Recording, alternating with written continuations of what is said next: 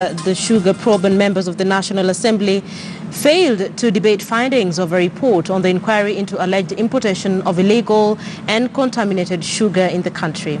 This was after a section of members of the Joint Committee on Trade and Agriculture raised an uproar over a possible attempt to and shield 3 cabinet secretaries from prosecution. The committee chairman, Kanini Kega, told KTN News that the matter had been brought to his attention and an amended report holding the 3 CSs culpable will be tabled next week. It is alleged that the sugar is unfit for human consumption as it contains mercury and copper. A motion on the sugar report was scheduled for debate on Thursday afternoon, but when the House converged, a supplementary order paper was issued showing the motion had been shelved. The issue of the level of contamination of sugar in the country. Speaking to KTN News on phone, Chairman of the Joint Committee Kanini Kega said the motion was stood down because it had not been discussed by the House Business Committee. Kanini said some members raised a red flag over the choice of words used to indict cabinet secretaries over sugar imports. A section of members of the committee had protested over the language used in the report, terming it an attempt to cover up. The report tabled Wednesday afternoon wants the DCI and Ethics and Anti-Corruption Commission to investigate Cabinet Secretary Henry Rotich to ascertain circumstances under which he issued 3 gazette notices that led to importation of excess sugar into the country and evasion of taxes.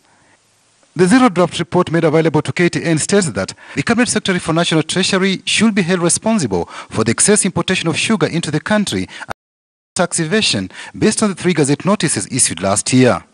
The report tabled by Kanini also wanted the DCI and ESCC to investigate former Cabinet Secretary for Agriculture Willie Bett, now Kenyan Ambassador to India, to establish circumstances under which he recommended waiver of duty for 14 companies which imported sugar, hence avoided paying tax worth 10 billion shillings.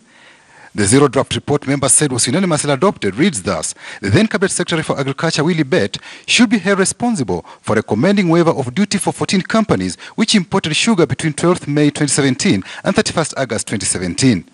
Under the Gazette notice of 29th September 2017, an amendment was made to waive duty on sugar loaded into a vessel that was destined to a port in Kenya between 1st September 2017 and 13th October 2017 after the duty-free import window was closed.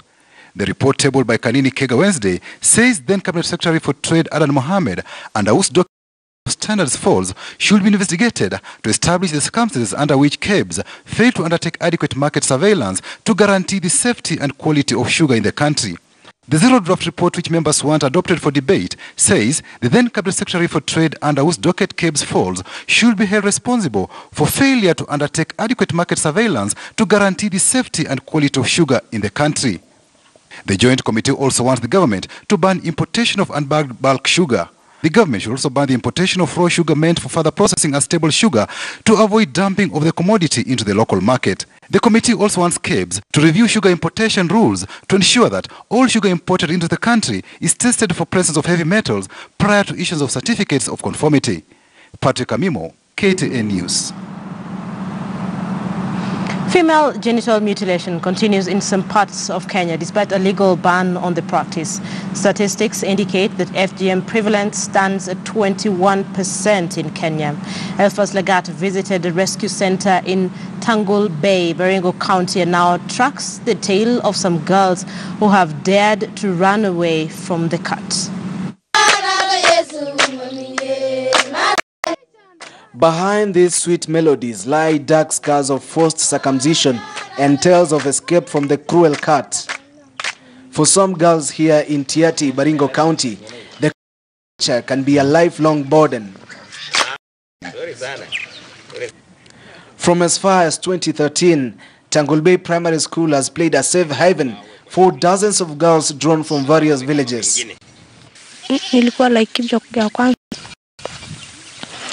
Kwa handi yangu. Sasa baba yangu anakuja huku na msi mwingine anakuja kukunywa pombe kwa hiyo boma. Nikasikia anasema nda huyu na ni msee. Nikasikia. Nikatoroka kwa huku nikakuja hapa kwetu. Nikakuja kuingia nikaomba baba yangu niende shule, baba yangu akakataa. Akasema nitakurudisha huko Laikipia, nikakataa, nikakimbia shule. girls of around 13 years old. And they just came the way they were direct from home. And we tried to interview them. They told us that they want to learn. They want to be in school.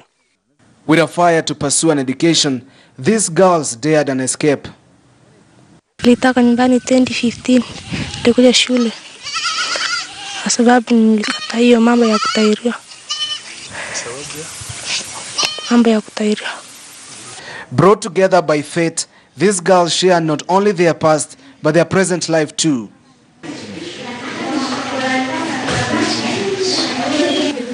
The facility has seen better days, yet still able to cushion the tender lives from premature pressure of child marriage back at home. While thousands of pupils would be heading home to enjoy their August holiday, 35 girls have been forced to seek refuge here in Tangul Bay Primary School. Reason being, going home is a risky business. Their parents are likely to coerce them to undergo FGM in readiness for marriage. Yale mawazo ya kule nje ipate kuondolewa na aelewe maneno mapya, mambo ya shule na vile vile hata neno la Mungu.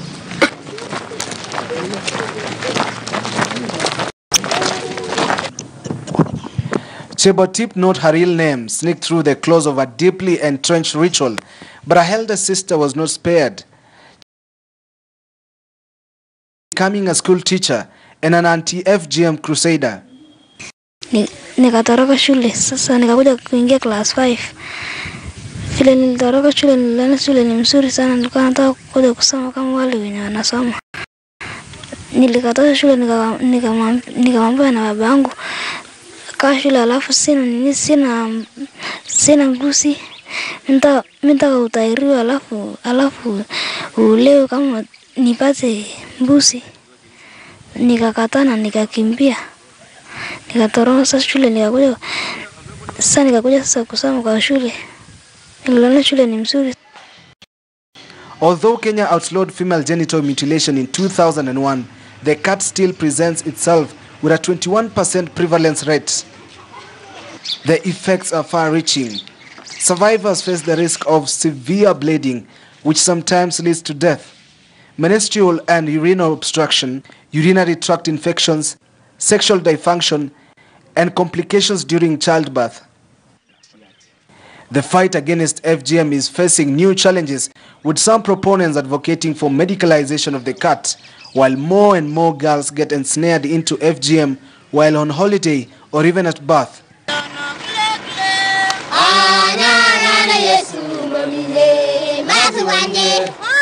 A Tangul Bay girl sings to a hopeful future, one that will provide a lifelong solution that will enable her to bravely face the outside world. Elfas Lagat, KTN News, Baringo County. Let's cross borders now, and Zimbabwe Election Commission is preparing to release results of the contested presidential election from about 10 p.m. our time. The Electoral Commission says that the results of the 2018 elections will be released from 10 p.m. local time. That is a story that the entire continent has been looking at. It's been days since Zimbabweans went to cast their ballot for the next president. The results have not been forthcoming. The Electoral Commission says those results will be given today. Let's take a look at what has happened in Zimbabwe even as they wait for the results. A peaceful but tense mood surrounded the streets of Zimbabwe's capital, Harare, a day after violent protest erupted, resulting in police using live bullets to disperse protesters. At least 3 people were killed. The protesters were claiming that the presidential election was rigged. Soldiers patrolled the streets, ordering shops to close and vendors and workers to go back home. Several streets remain littered and untidy with rubble, resulting from Wednesday's clashes between police and supporters allied to the opposition leader Nelson Chamisa. Top Electoral Commission officials told journalists that they would give clarity on the time they will release the results. Let me not give a specific time whether I will do it today or tomorrow, but there is significant progress that is happening now in terms of the by the secretariat and the chief election agents of the presidential candidates. When we meet at 5, we will be very, very definitive of the exact time when we should be able to give you results, but it won't be very long. Zimbabwe's Electoral Commission has until Saturday to announce the outcome, but urged citizens to be patient as they finalized the verification process of results. Observers from the Commonwealth have condemned the excessive use of force against civilians during Wednesday's clashes.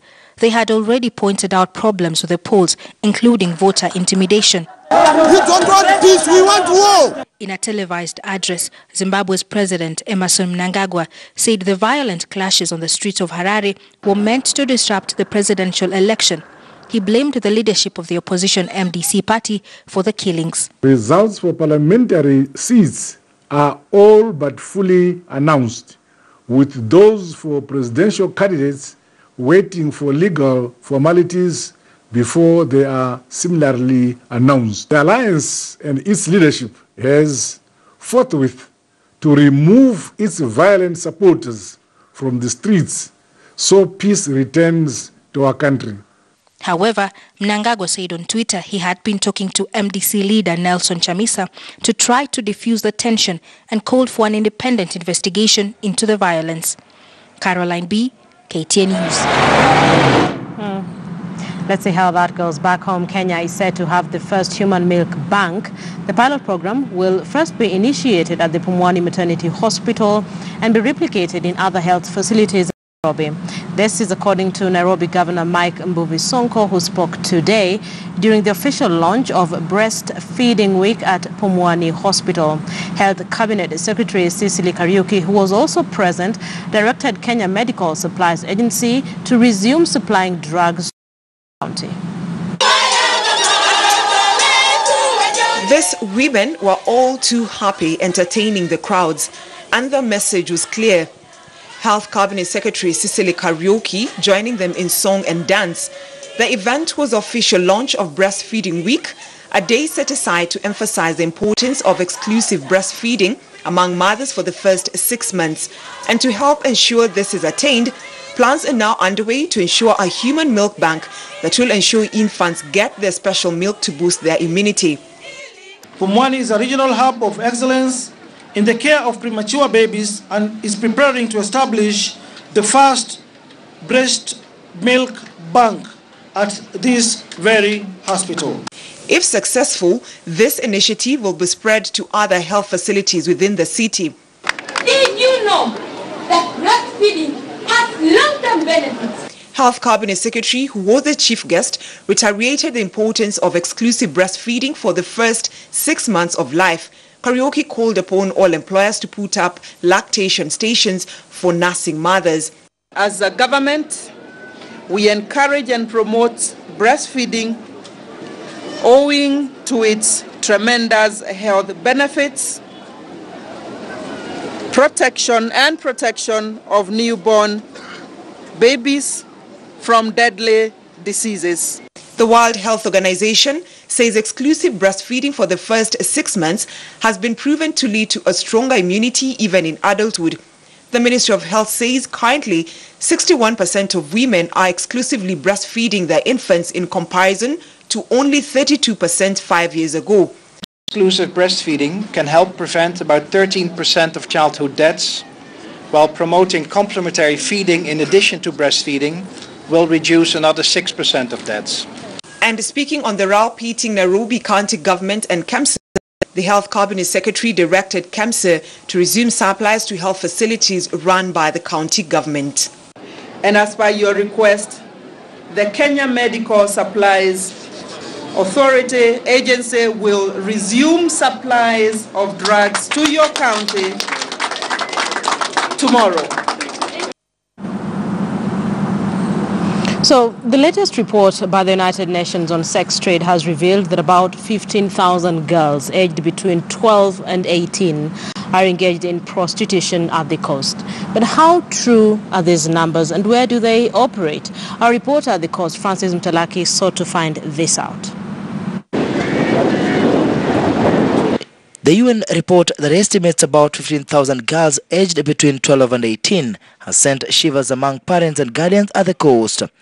Areas where this vice is practiced include Diani, Kilifi, Mtwapa, Malindi and Mombasa.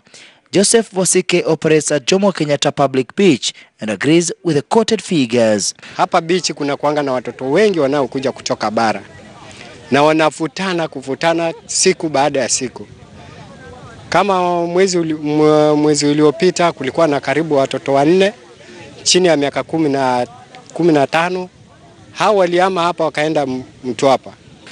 It is a problem, he says, is rampant with youngsters flocking the Indian Ocean beaches to target both local and foreign tourists. Okay, wengine ni wazungu kulingana na vile amejitafutia. Kama amepata mzungu sawa, kama amepata Mwafrika, lakini hapa ndani Jomo Kenyatta Public Beach wanashiriki nao wengine tu wa kawaida wenzao. Coast residents are divided on who to blame for the rise in the number of teenage prostitutes. Wazazi wengi hawajaweza kuweza kuwalea watoto jinsi inavyostahili. Wazazi pengine hawana ufahamu ama maarifa ya kuwakuza watoto wao kulingana na changamoto za karne ya 21. Hapo ndipo wanapopigwa chenga. Tuwe kipaumbele, including the Ministry of Tourism. Any child under the age of 12, under the age of 18, anafaa kuwa under parental guidance. This being the peak season, the report shows that even boys, bar staffs and waiters are increasingly being roped into this tourism-fed prostitution. Francis Mtlaki, KTN News, Mombasa.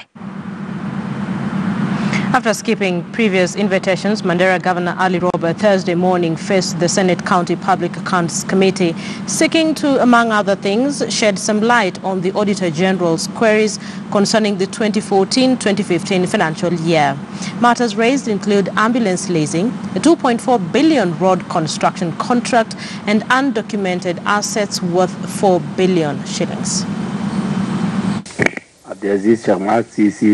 Governor Ali Roba facing the Moses Kajwang-led Senate County Public Accounts Committee, among other issues, to account for some 64 million shillings spent but minus necessary documentation. You need bank statements to be able to show the figures, balance brought forward versus balance carried forward. The figures represented, represented by the statement of appropriation, and the one shown on the statement of receipt and payments have a variance of 64 million, and that is what we were querying. Senate committee members also complained over hundreds of pages of documents to peruse through, availed to them Wednesday evening. Governor, what is in here? Not page by page, but can you tell us what is in here? Assets worth 4 billion shillings not captured in the county's inventory were also part of the Auditor General's query list. This 4 billion which has not been explained, is it related to what you inherited from the defunct county council?